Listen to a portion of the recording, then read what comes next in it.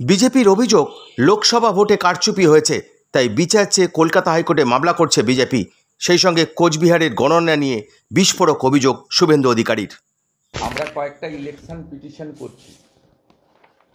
আমি বলেছিলাম আপনাদের বুধবার দিন জানাবো, আজকে বুধবার জানিয়ে দিচ্ছি। আমরা আগামী সপ্তাহে সোমবার কোর্ট বন্ধ আছে, মঙ্গল বুধবারই ফাইল করছি। হিরণময় চট্টোপাধ্যায় ঘাটালে তিনি ইলেকশন পিটিশন করছেন 1951 সনে পিপুলস অ্যাক্ট দিয়ে। ওই ওনার কেশপুর এবং সবঙ্গের উনি প্রচুর তথ্যর রিপোর্ট ইত্যাদি দিয়ে ইলেকশন পিটিশন করছেন এবং তৃণমূল শুনে রাখুন, এই ইলেকশন পিটিশনটা 4-5 বছর ধরে ঝুলবে না, 6 মাসের মধ্যে যাতে ডিসপোজ অফ হয় সেই ব্যবস্থা আমরা করছি। রেখা পাত্র মহোদয়া করছেন ইলেকশন পিটিশন, কারণ যে আইনে দেবাশিস ধরের নমিনেশন বাতিল করেছেন সেই একই আইনে হাজি নুরুলের বাতিল হওয়ার কথা। আমরা প্রপারলি অবজেকশন দিয়েছি, অবজেকশন ওভাররুল করা হয়েছে, এন্টারটেন করা হয়নি।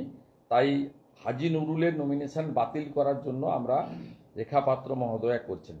অভিজিৎ দাস ববি ডায়মন্ড হারবার তিনিও সিসিটিভি ওয়েবকাস্টিং সিসিটিভি ফুটেজ তার সেন্ট্রাল ফরেন্সিক ল্যাবে তদন্ত এবং তদন্ত রিপোর্ট যদি পক্ষে আসে এন্টায়ার ইলেকশন প্রসেস বাতিল করে সিবিআই ইনভেস্টিগেশন করার জন্য তিনি ইলেকশন পিটিশন করছেন।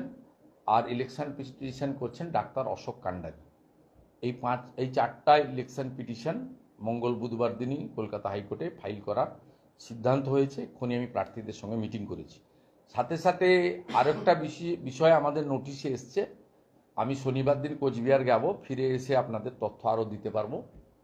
18 রাউন্ড পর্যন্ত মাননীয় নিশীথ প্রামাণিক এগিয়েছিলেন, 19-20 রাউন্ডে তাকে হারিয়ে দেওয়া হয়েছে। এবং খুব আশ্চর্য হয়ে যাবেন, যেটা কোনো এই জয় পরাজয় দিল্লির সরকার রাজ্যের ফল নিয়ে আপনারা সবাই ব্যস্ত হয়ে গেছিলেন, আমরাও ব্যস্ত হয়ে গেছিলাম, সবাই মিলে ওভারলুক করে গেছি আমরা। সেটা হচ্ছে ইভিএমের যে নম্বর, সেই নাম্বারের সঙ্গে 17C ফর্মের নাম্বার কোচবিহারে 19 এবং 20 রাউন্ডে মেলেনি। এবং এর জন্য যারা প্রতিবাদ করেছিলেন, ভারতীয় জনতা পার্টি 2জন গণনা এজেন্টকে হলের মধ্য থেকে গণনা শেষ হওয়ার আগে জেলা শাসকের নির্দেশে পুলিশ গ্রেপ্তার করে। তারা 5 দিন জেল খেটে গত পরশুদিন বেল পেয়েছেন। আমরা কোচবিহারের বিষয়টাও খোঁজ খবর নিচ্ছি, যেহেতু 30 দিনের মধ্যে ইলেকশন পিটিশন করতে হয়, আমাদের হাতে কিছুটা সময় আছে। আপাতত 4টি ইলেকশন পিটিশন মঙ্গল বুধবারের মধ্যে হাইকোর্টে হচ্ছে। আর